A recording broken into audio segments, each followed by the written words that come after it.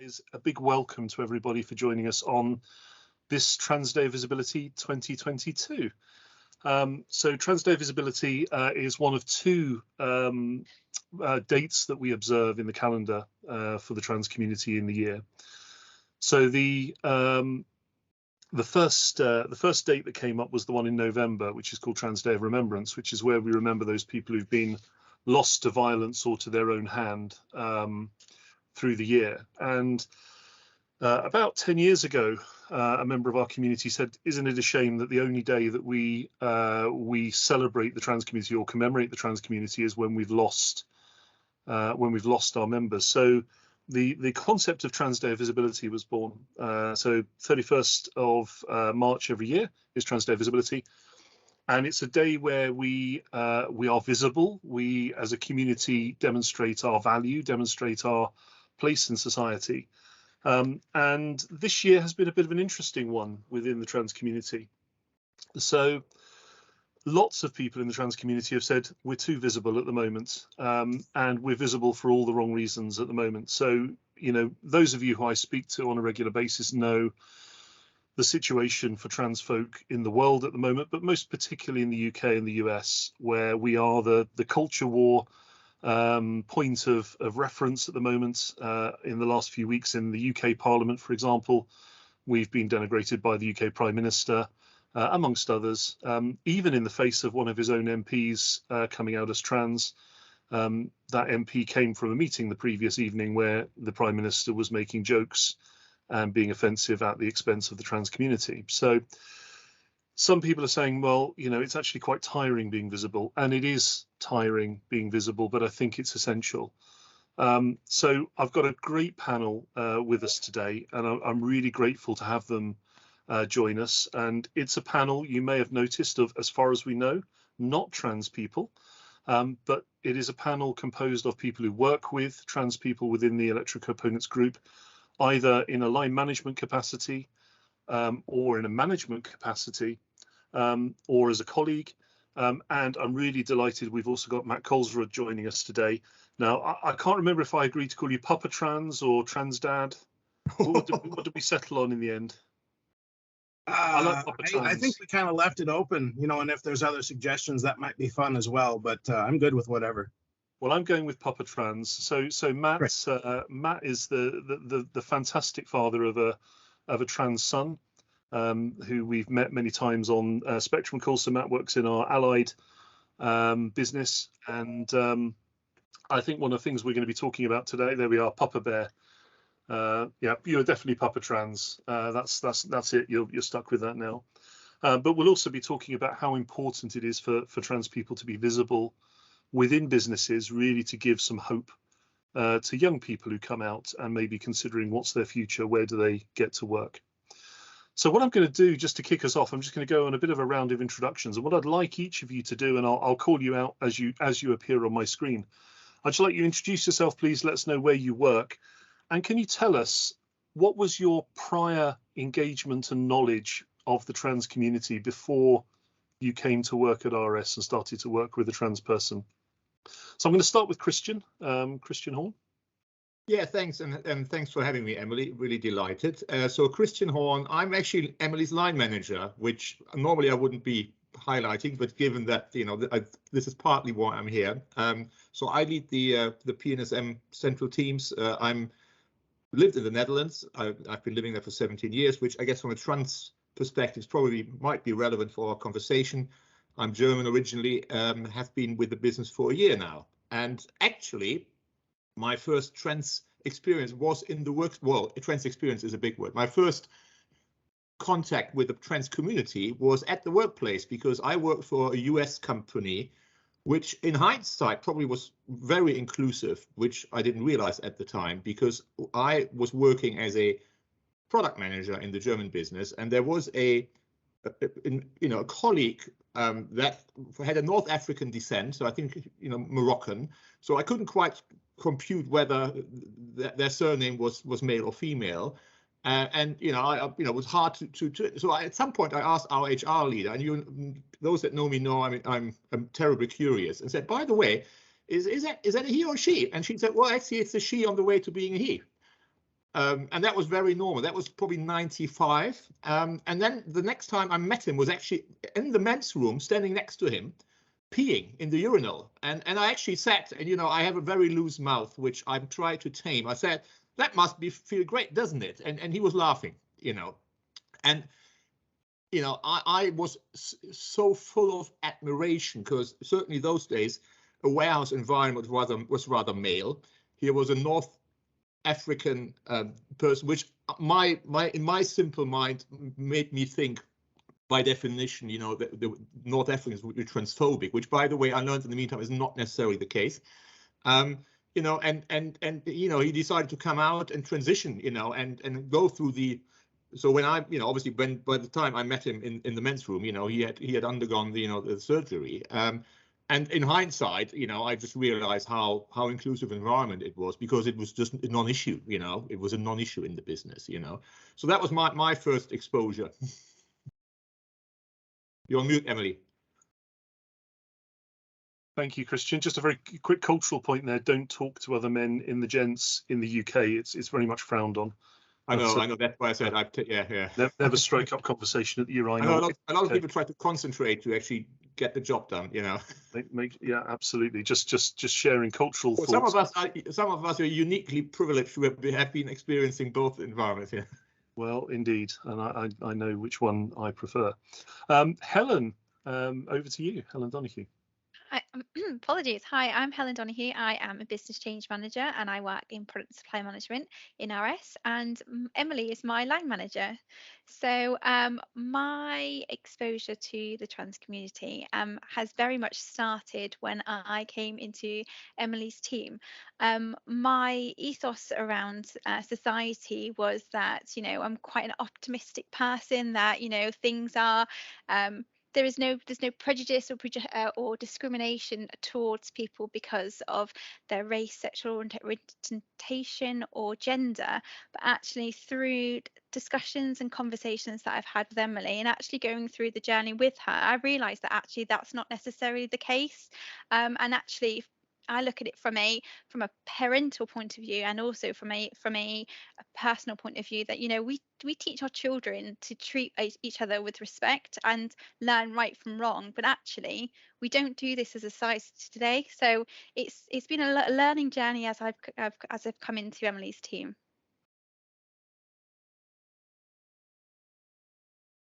You're on mute, Emily. I'm trying to be so good and put myself on mute. Thanks very much, Helen. Dom, in the shadows there, you should never sit with a window behind you. That'll never meet content standards. Nice intro, Emily. Thank you. I'm Dominic. I'm VP of content. So if the image looks a bit blurred, I'm guilty of that.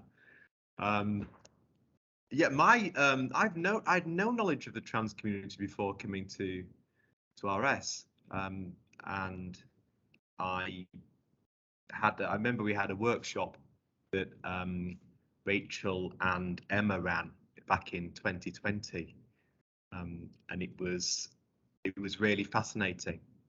And they talked about this. I always remember they talked about the gender-bred person, which was a really nice way to help people like me who had no experience before to understand. And so that was great. And obviously I've learned a lot from working with Emily, because I'm also in the PSM team. I also have the wonderful Preston Taylor, who works in my content team, who's a trans man and is fantastic. You'll all know Preston as a chair of Spectrum. So since working in RS, I've sort of learned a lot from Emily and Preston. I'm also a member of the Embrace Race network around greater diversity and inclusion for Black and minority ethnic people. So I'm a big champion of inclusion, and was a founder member of Embrace. So happy to be invited today. Bit surprised, but here I am. So thank you for having me. Well, always a surprise with us, Dom. We always like to surprise you. Thank you very much. Ben. Thanks, Emily. Yeah, I'm Ben Rowley. I work in the transformation office, and I've been with Electro Components for about 12 years now. and work very closely with Emily. We both work in sort of project delivery, so we have an awful lot of time spent together. Previous to RS, I worked at a company called Capita in the UK, and that was where I first had an experience of the transgender community, where very similar to Emily's story, there was a trans person who went through their transition at work, and I've been very, very lucky to work for two companies back to back who dealt with that transition incredibly sensitively. It was one of my first management roles at Capita, and I attended a briefing that was being hosted by a member of a transgender association. Apologies, down the years I can't remember exactly which one, but came in and we held an open briefing, and during this the individual in question came and read an incredibly heartfelt letter about their journey that had led to what was an incredible day for them, and to be able to come out at work and to talk about the changes that they were going to go through. And it was incredibly eye-opening, and there was I think an incredible safe space that the company managed to create, so that all those silly practical questions that everybody needed to ask to begin with. We work in the same building. We talked about toilets. We talked about everything that was going on, and very quickly decided as a management team what this was going to mean and how we were going to talk about this with the population. And I was really pleased to have that experience. It's helped me personally enormously. I think very similar to Helen. I think it's a constant reminder and a check to make sure that I'm thinking in the right ways. And I've benefited from this in the last sort of 12 to 18 months, where a member of my extended family, a young person within my family, has come out as non-binary to their parents, who haven't had any exposure to that community, and being able to offer an ear to listen and to be able to talk about my experiences, and all the learnings I've had through working with colleagues like Emily down the years, I think has really helped them as a family unit to start to deal with that. So I'm incredibly grateful. Thank you, Ben. And last but not least, Papa Trans, Matt. Hello, everybody. I am Matt Kolsrud. I am a key account manager with Allied in the United States, and I mainly run around in the cornfields of Iowa. I am surely blessed to have had or been part of, rather, the transition of my son, Kyle. And that has been, I guess, probably 8 years into it now, and it's been, a lot of neat stuff and some rough stuff, and yeah, I'm not sure how I'll be able to help, but certainly I'm open to listening or questions either on this or offline. But just glad to be a part of it and to be among friends. So thank you. Thanks, Matt. And that's a really important thing about our community here at RS and Electrocomponents is that our ERGs aren't just for employees; they're for family members of employees too. So Matt's not alone. We have other people in the business with trans kids that have come forward and that we've been able to help, and that's a really important thing that we do here. So thank you, Matt, for that. So there's the baseline. I mean, that's the baseline of where the panel came in the door. But has working with a trans person in the business, has it changed your perspective on the things you'd heard about the trans community before? Have you changed your view in some way from before? Christian? Yeah, no, thanks. I've been thinking about that, Emily, because like Helen, I'm intrinsically optimistic. I typically believe people have good intentions. And my parents always taught me to, treat people the way like everybody wants to be treated, like Kant's categorical imperative, I think it's called. And I've been living in the Netherlands for 17 years, where I think it's fair to say, while it's probably not where it should be, I'm not claiming that. Relatively speaking, it's a society that is more at ease with not sort of non-binary transgender folk, and so two things I learned. One is how being seen for who you are is, it's just, it doesn't, I've never reflected about this being a challenge for me, because it never was a challenge for me. And obviously through engaging with Emily, it's just been extremely eye-opening how hard it is for not being able to be your true self and having to hide who you really are, and going through the emotional, psychological roller coaster of that, and how the toll that is taking on people. And I saw your post, Emily, the interview you did earlier today, and it really, it came home to me, and it just, it reminded me how, I'm not saying privilege, because I'm not saying I'm better off or worse off than anybody else, but how what is so obvious to me isn't so not obvious, or not such an open door for the trans people, so that, and then in fairness, I mean, I hugely benefit from RS, I think, being the inclusive employer they are, and I think generally taking an interest in people's well-being, because it does have an impact on people's well-being. I mean, it is impacting their personal lives, their work lives, and you can be as inclusive as you want. People have a private life, and obviously we all know that Emily came out at work and had to hide her true self very long in her private life, and it's just incredibly hard, and obviously as a leader, and it's not probably because I'm German, obviously we're here to deliver results, but we're also humans, and how do you, and for me, that's been a learning journey, and probably, also as I get older, to understand that we can only perform at work when we are allowed to be ourselves. And I guess the other thing is that working in the UK, being exposed to the UK media, because I do follow it, and living in the Netherlands, I'm observing the culture war, and all the what the media is making out of this one way or another, which is indeed quite shocking, because I'm not observing it anywhere else. I don't observe it in Germany, and I guess I live in 3 countries in that regard. I don't observe it in the Netherlands either. So that's been quite appalling, and just again how the toll it's taking on people. Yeah, it's definitely a very US UK axis on that at the moment. Helen, what about yourself? How did your view change from working with somebody to what you heard before, and what you may have believed before about our community?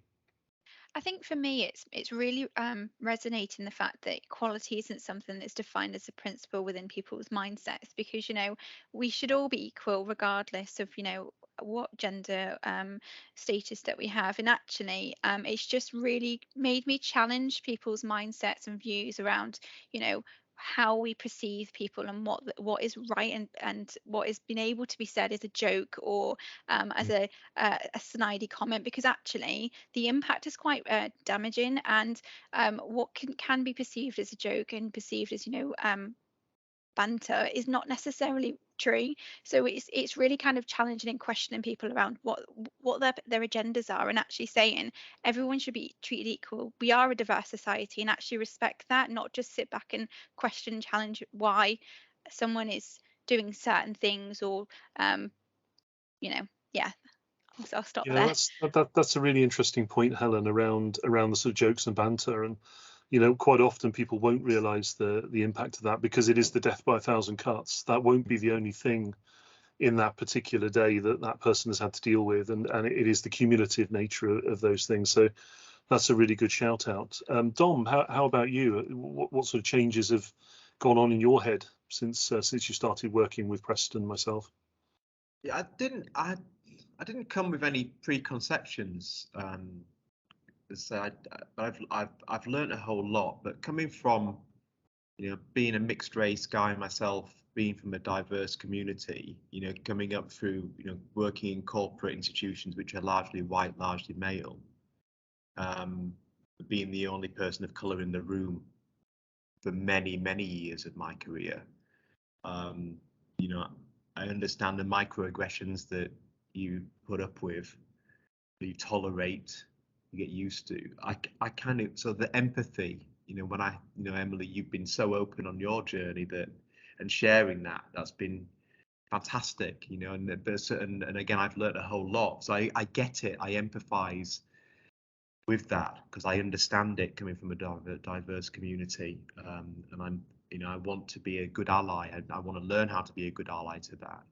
So, so for me, it's been eye-opening, but I think that intersectionality we talk about, I think we could do more of that. I don't like the ERGs, we're so separate, and it's been great work, from yourself and from Preston to get closer with the newest ERG and Embrace.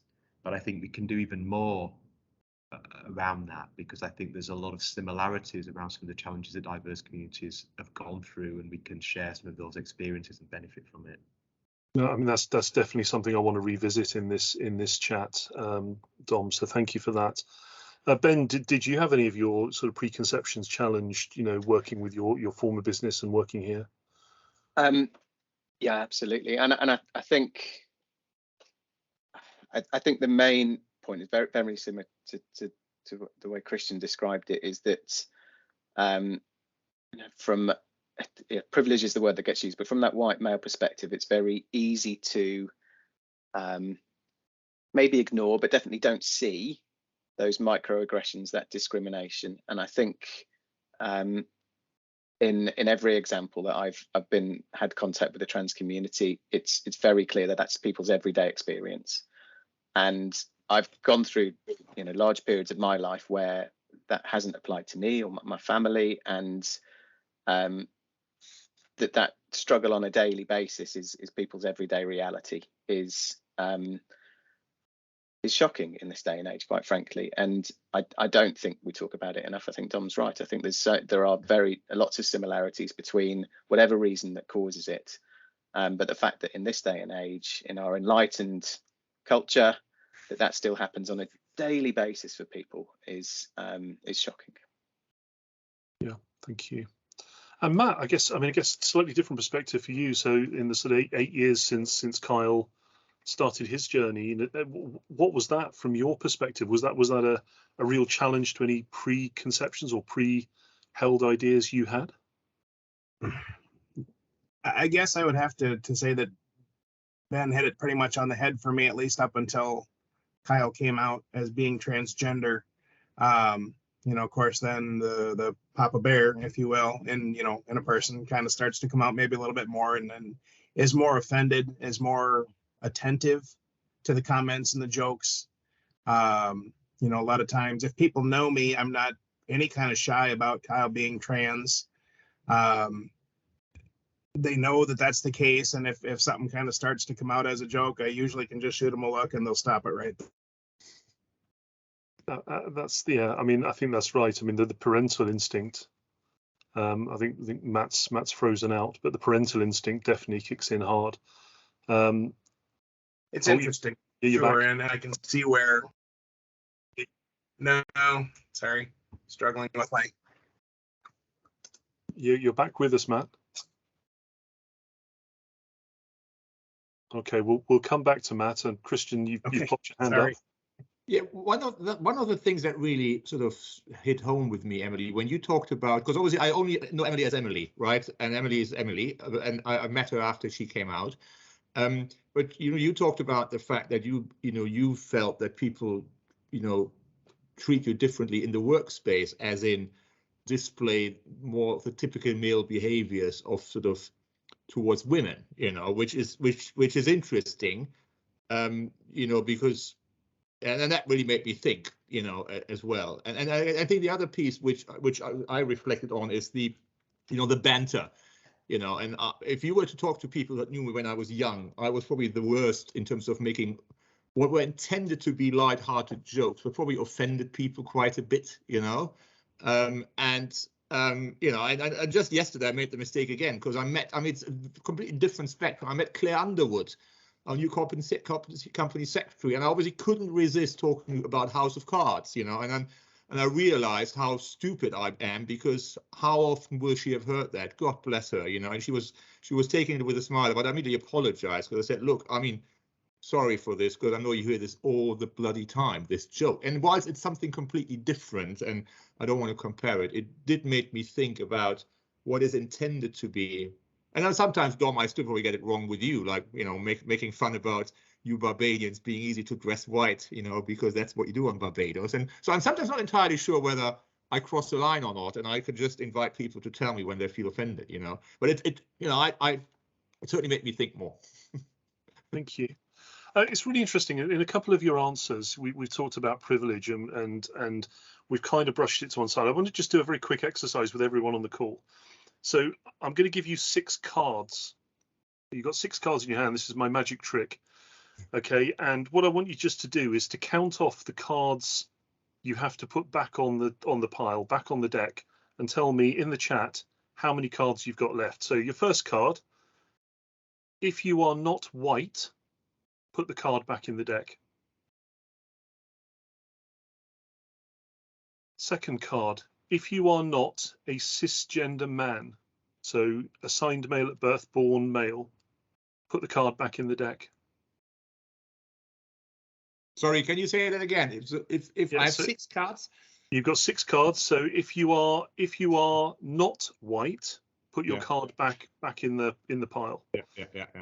If you are not a man, a cisgender man, so a man who was assigned male at birth, put the card back in the deck. If you are not straight, so not heterosexual, put your card back in the deck. If you are disabled in any way, if you consider yourself to have any sort of disability, put your card back in the deck. If you have a university level education, if you don't have rather a university level education, put your card back in the deck. If you are under 21 or over 55, put your card back in the deck. And then tell me how many cards you've got left in the chat window.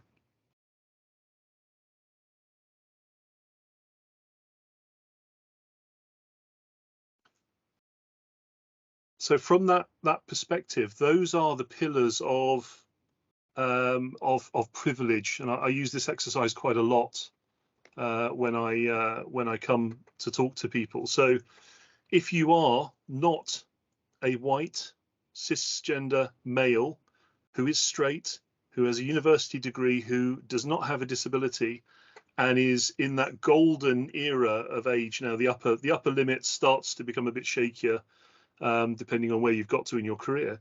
You've given back quite a lot of your privilege cards, and actually sometimes it's just a bit of a game to play, to look and see, actually, are you working on a level playing field? And I think this is one of the things in the trans community. When you transition, you hand back some of those cards at a point in your life. I held a few more of those cards as far as everyone else was concerned until 3 years ago, and I was forced to put those back in the mix. And it really does really does highlight those things, to the point you made, Christian, about the way. And I don't think by any stretch of the imagination RS is an outlier or is a particularly bad place to work. Of course I don't. But I did notice very starkly the difference between how I was treated when perceived as male and how I'm perceived as a woman. So let's just keep this one rolling. So to the point that Dom made, I mean, there's an intersectionality question here, and we can all play the who's the most marginalized card, and I'm not sure we get very far with that one. Although I have to say, for the trans community, just given the spotlight there seems to be in the media at the moment, it's I definitely think we're probably up there somewhere. How has getting to know trans people, how has being more aware of trans issues bled out into other areas of diversity? So, particularly we call out race as an element, because we know that's been a massive part of the discourse and the culture wars over the last few years. How has that changed your view of broader diversity issues? Ben, have you got a view on that? Has it really had an impact there? Yeah, I think the commonality that I've learned through sharing time with Emily these last 2 years is probably an area that affects more people invisibly in mental health issues, and I think from a work perspective, just thinking about those hidden disabilities that we have within our organisation, for whom, and I think of family members and other people I know, that every single day is harder, and it's harder than it is for me. And spending time with Emily these last few years, it's been incredibly apparent to me just how hard it has been for Emily to do the same things I'm expected to do every day. And I know that's true of a wider community, and I know there are so many reasons for people having those struggles on a day-to-day basis. And the root causes are all different, absolutely different for everybody, whether that's stress, anxiety, depression, loads and loads and loads of reasons. But they so often come together, don't they? Whether the start point is race or gender or sexuality, the output is then the same. It's about mental health and about how hard it can then be just to do the things you're expected to do in your role on a day-to-day basis. Yeah, really important that anyone from a minority group still has to pay their gas and electric bill. They still have to pay the mortgage. They still have to work. They still have bereavement and COVID and all these other things to deal with. And it's just another layer on top of that. Helen, I mean, how have you faced into that sort of broader question about working with minorities and understanding the challenges of minorities other than trans people as a result of working with myself?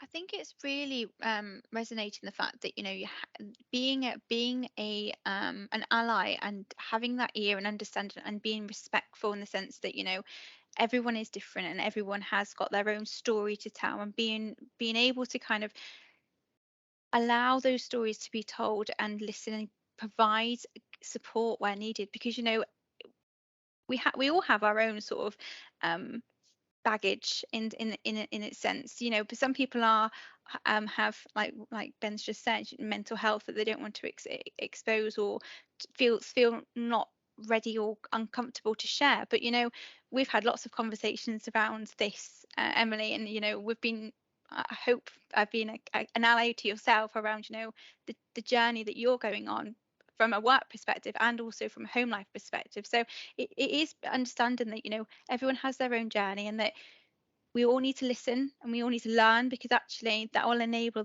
our community to kind of grow with each other and not segment, because, you know, that's not a diverse society, is it, if we segment people out? Absolutely not. And Dom, you know, I'm very conscious when I invited you to join us on this one, I did make remark that for two things, partly because you're on the Embrace group and one of the founders of that, but also as a relatively rare beast in our organisation, a person of colour in a leadership role. Yeah, absolutely. You know, but have you seen that bleed through of better understanding from people working with trans, LGBT people more broadly, and the race question within our organisation about, you know, how we reflect better our communities? Have you seen any bleed over from that, or is that something that we've got to do more about? I think I see some. I think we always need to do more. I think that it can be a struggle being on the ERGs as well, as to having the data, and it's easy to play lip service to this. And I never want to be involved in something unless there's an action and, you know, getting some tangible results from it.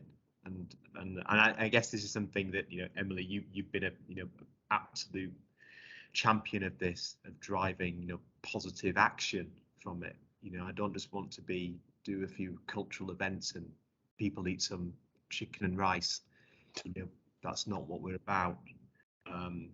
So I think that.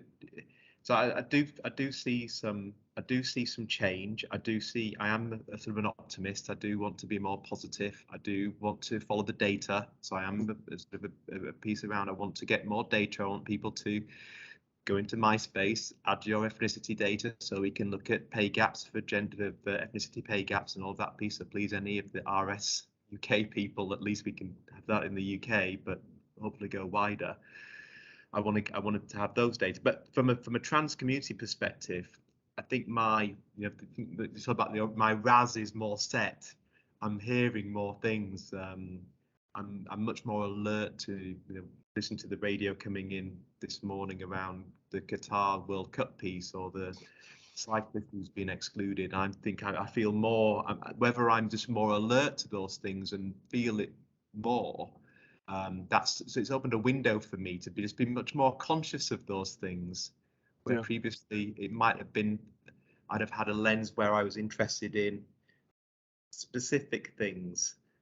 So I think that's been really helpful and opened up different dialogue and much more, as I said, an empathy with the trans community as to how can I be a better ally and how can I support to do the right thing, because I think the challenge is just thinking about when I was coming to this session, thinking back around the documentation about passports and NI cards and pieces that you have to get changed. But we're gonna travel to Malta soon, so the anxiety I might have about not having travelled for 2 years, actually the anxiety that somebody in the trans community might have around going through passport control, and that's really, I think, gosh, that's a really hard thing to go through that I haven't really got to think about. I often get stopped because of my colour, but that's something I hadn't thought about before.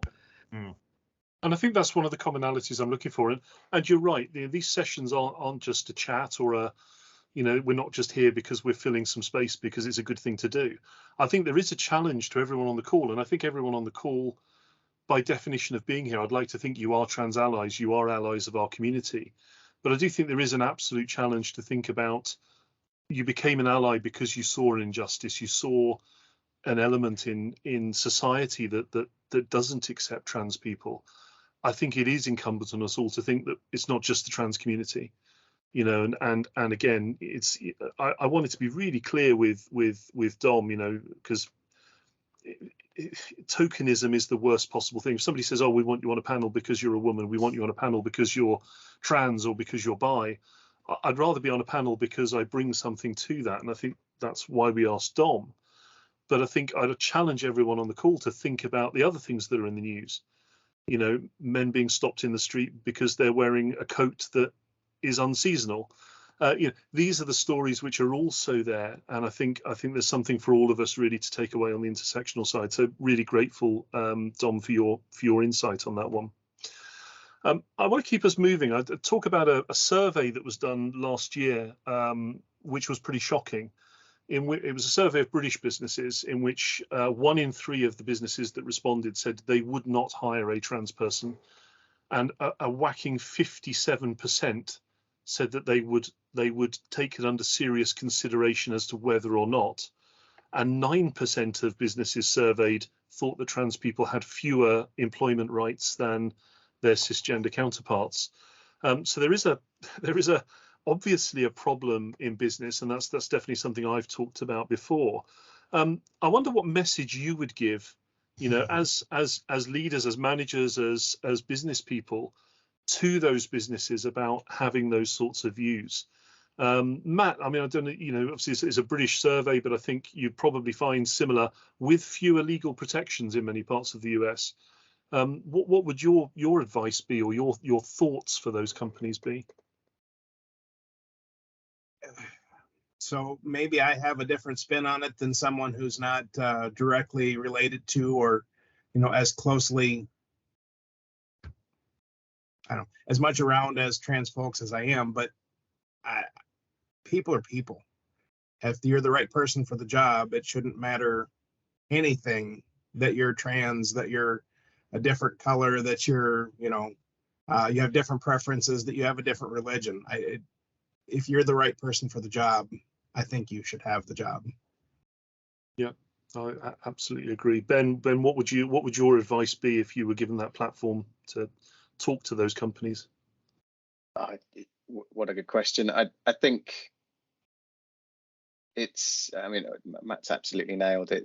There's only one of 2 ways to react when you face diversity, and that's one way takes you down a very horrible path. And we celebrate in this organization diversity of thought. It's proven commercially that having diverse teams leads to better and high performing results. So whether it's trans or religion, as Matt says, there's loads and loads of reasons where you could choose the easy path. You could choose to turn away, but your organization will be poorer as a result. Yeah, thank you. I absolutely agree on that one. Helen, what advice would you give? I just think it goes back to the principle of, having the skill sets and the mindset should override everything. It infuriates me that, because I look at yourself, Emily. You're a senior leader who has written the risk portfolio part of the APM PMQ course, which I am learning. And I look at it and think, how can they put that into perspective in terms of finding the right candidate. It doesn't make any sense. So it makes me cross, in summary. Well, I like to get somebody cross on the call, so thank you, Helen. That's met my quota for today. Christian, what, you know, as a I don't even know where to start. It's shameful, it's stupid, and it's bad for business. I mean, it's shameful because either these people are afraid and they know what the right thing to do is, but they are afraid to stand for it, or they don't get it. And it's stupid, and it's bad for business, to Ben's point, you know, and we should celebrate diversity. My worry is, in fairness, that this is the reflection of other phobias that people have towards anything that is different to them. I mean, and I grew up in Germany. I lived through the German reunification, and it's quite shocking to see. And it's sort of, I sometimes find it hard to blame the individual, but Eastern Germany, you know, as a nation, was never exposed to foreigners. And the shocking xenophobia and extreme right-wing politics in East Germany are, to a large extent, can be, you know, traced back to the fact that they were never exposed to anything foreign, you know. And my worry is, how do you get that into, you know, because where people display transphobia, there will be other phobia, xenophobia, other things. How do you reach those folks? Because let's be honest, I mean, we're privileged, you know, we are all highly educated, you know, we got the right values from our parents, we work in an environment which celebrates diversity. But if you're a kid and you grow up in the dark corners of Saxonia in Eastern Germany, I mean, you almost have no chance as a human being to not pick up the wrong values from your parents. So how do we reach those folks? I mean, you know, and presumably a lot of those businesses, well, I mean, let's be honest, you know, not all businesses are like RS, you know, a lot of businesses are, you know, the carpenter in the dark corners of Saxonia and Eastern Germany, which probably still believe that the Polish people steal their cars, you know. It's interesting. I mean, there is certainly a lot of research which suggests if people reveal a bigotry, and there are some bigotries which it is seen as okay to be bigoted. Transphobia at the moment is one of the so-called acceptable bigotries. Anti-Gypsy, Roma and Traveller racism is another acceptable prejudice. I mean, of course, none of these things are acceptable, but when you see people who will expound those views, it doesn't take long to find some of the bigotries which, as societies, we can pat ourselves on the back and say, well, we're not a racist society, or we're not an anti-Semitic society. But the same people who expound those basic bigotries often betray themselves further down. They're just much more careful about it. So yeah, it's definitely something. There is a thread there. Dom, what's your advice to exclusionary businesses? I'd echo everything that Christian said. I think it's shocking. It reminded me of the colour bar policy system in the 30s, which prevented black people and other non-white people from actually working or accessing facilities, going in bars, having a drink. That lasted through to the 60s. Yeah, bus drivers who broke that. So it reminded me of that's a struggle. So I'd say to people in that the change makers in that organisation to be in the right side of history, and let's not let it take 30 or 40 years for it to do the right thing. It's really interesting, isn't it? Because there are lots of businesses that still carry a taint from their behaviour in those years. You know, if you look back and you know, you talk about sort of bus drivers, that was a very famous one, certainly in London, and you know, some of those organisations were incredibly racist. And again, a really interesting similarity to the trans situation now is the science card that people will play. They'll say scientifically that, you know, trans women aren't women or trans men aren't men. Exactly the same things were said about black people through the 30s, 40s, 50s, 60s in the scientific racism movement, that black people shouldn't participate in sport, for example, or they weren't capable of doing intellectual jobs.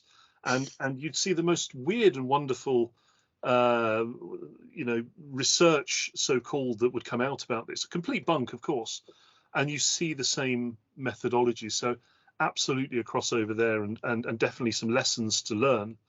But also complacency, I think, is, you know, I think we channel our inner Lindsley here.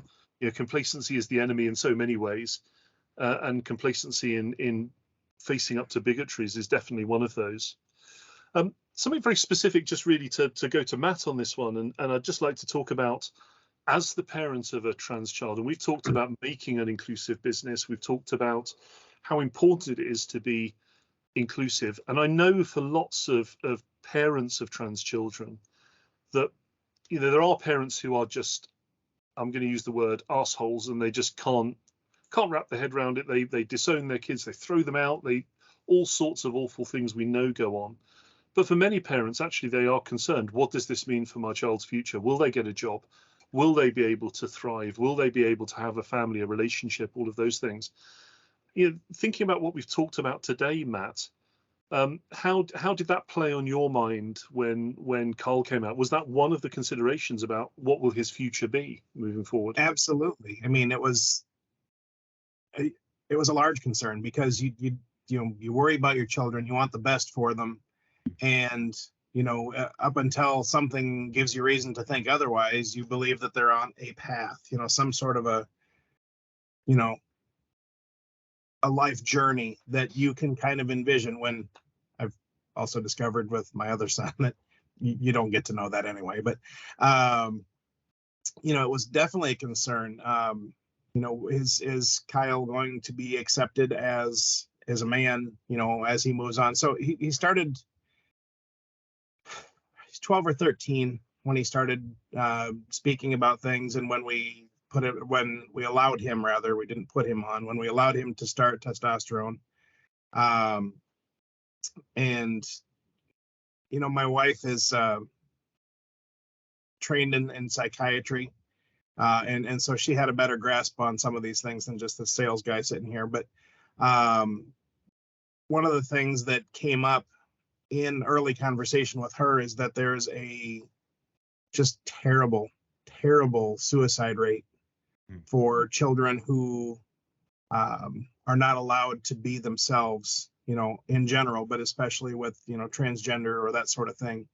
And that kind of caught me off guard all of a sudden, and come to find out later, actually, within the last month or so, conversation with Kyle, and he's 20 now, that he probably would not have stayed alive. He probably would have killed himself had he not had the ability and the support from us and from the school that he was in. They're fantastic. He would have been one of the statistics, and I don't know how you live through that, Yeah, there's some statistics on that. I mean, 82% of trans people have considered suicide at one time in their life, and 57% have attempted it. Right. It's a massive number. Those were the last figures done by Stonewall a couple of years ago. Yeah. So enormous numbers, and that must weigh on your mind as a parent. Has the conversation that we've had today, has the experience of working in an organisation like Electro Components given you more hope than you might have had, previously? Has it improved things from your perspective? Absolutely. The company, yes, and the Spectrum Group, I think, is just fantastic. We've got the weekly, or had been having the weekly quizzes, and that's a lot of work, to put together. So thank you for what you've done with that. But also the 6-week trainings, that's where I initially found out, the flag that I've got behind me here is the ally flag. And I knew that, yes, I was an ally, but we had a couple of different sessions where we spoke about, what being an ally is and means, and that made it, for me, a lot more important to do these things rather than, I'm all for trans rights and, whatever. It made more sense into the things that I need to be doing to be an active ally, as opposed to just somebody who, will sit by and watch something happen because, they're scared to do something about it, or whatever the case. Yeah, I mean, self-ID is a massive debate topic in the trans community. And I always say that being an ally is not self-identification. You can't just declare yourself an ally. No. Ally is reflected on action, and that matters not whether it's just for the trans community, broader LGBT community, for any diverse community. Being an ally means standing up. It means being there when people are mouthing off, when we're not in the room. It means not making those jokes, because I remember when I first came out, a former colleague who's now left our business said, well, I was in a meeting and I was just having banter and I knew all the people in the room and it was okay. And I said, well, hang on a minute. 3 months ago, you thought you knew me in the room, and you didn't. So you never know who's in the room, and there is an old saying, which is be careful who you hate, because it could be somebody you love. Right. That's something I think that we live by. So thank you for that, Matt. Sure. Conscious we're running into the end of the session, so I'm going to go round again, each one of you, and I'd just very briefly like you to give your one piece of advice that you would give someone when either hiring a trans person or when somebody in the team comes out to you as trans, and pick one, and we'll go round pretty rapidly round the room. So Ben, what piece of advice would you offer? I think quite simply just to listen and understand. I think the word that came through earlier was empathy, and that's the most important thing here. Listen, try to understand and empathize. Yeah, thank you. We're all humans. All humans. Yeah, Helen. I think I'm going to say the same as Ben. It's listening, and also be that support mechanism, because you don't know what happens behind closed doors, and actually being a support mechanism for somebody can be a massive benefit. Yeah, very much so. Thank you, Helen. And you've been a massive support mechanism for me, so thank you for doing that too. Dom. Yeah, be conscious of your own bias and try to see the person that's in front of you and the knowledge and the skills, and see that, but also test that against the diversity of the team that you have, and how much richer could that team be if it was diverse. I'm fortunate that I have an incredibly diverse team within PSM and within content and data, and that every day that I'm with that team, it just astounds me as to the breadth of thinking that comes from that team. Is just astonishing. So that'd be my advice to the hiring manager. Thanks, Dom. Christian? Yeah, I mean, at the risk of being controversial, I think it's not specific to trans, my advice, which is you have to see the person, see the human, and every person carries their challenges, whether that's someone with a disabled child, someone with a mental health issue, somebody having gender identity challenges. And if you don't take an active interest in people as being people and what is on, what drives them one way or another, I think as a leader you fail. I think that would be my advice. And to Dom's point, understand the benefit of a diverse team and diverse workforce, and be aware of your own, not just biases, but your own privileges, like with the card exercise. Yeah, I mean, very, very much so. And I think I said it in one of my things I did today, which is good business is good humanity. Yeah. And if you remember that and don't leave that at the door, you'll be a better business. Matt, what about yourself? What's your thought on that one? How would you approach that? Well, this came from Kyle. Let people be people, because if they're busy trying to be something else, they're not doing something they're supposed to be. Yeah, and look, that's the end of the day. We're here to do our jobs. We are here to perform. We're here to provide value to our business, ultimately to our shareholders. I've got to put that in there. That's what we're here to do. And if I think as a business, if any business puts blockers in the way to people doing that, you wouldn't want to stand in front of your shareholders and say, I'm intentionally hobbling the people I've employed in this business to deliver value. That wouldn't be a message that would go over. So I think that's really fabulous, Matt. Yeah, and Emily, maybe let me just add, I think increasingly it will not, I mean, I see, and I've read a lot of the Glint's comments, folk will not accept it anymore. People will not want to work for businesses who don't embrace this. And I think that's quite obvious in RS, and this is a war. I mean, even if you didn't give a toss, right, which hopefully people do, then it's just poor business judgment. Now, obviously, people will find you out if you're not genuine about it. But, the future, the current and future young generation of the workforce will simply not be working for businesses who don't embrace this. I mean, And that's my hope. I mean, I look at my boys, and for them, they they look at the world in a very different way, and that gives me hope. Yeah, definitely. We do, and a few of us in Spectrum do work in schools with diversity role models, and the future will be different. The young people will not put up with the stuff that our generation and generations before ours put up with. So yeah, very, very good point there. Okay, very conscious we're just coming up. So Helen, yeah, do you want to finish up? Yeah, just on that comment. So my daughter Phoebe, who came in the call earlier, she says, love your skin that you're in. You don't have to be labeled. You don't have to be anything. Just love the skin that you're in. And I think it really resonates. She's 9. So if we can continue this emphasis with our children and society, then there is hope for the future.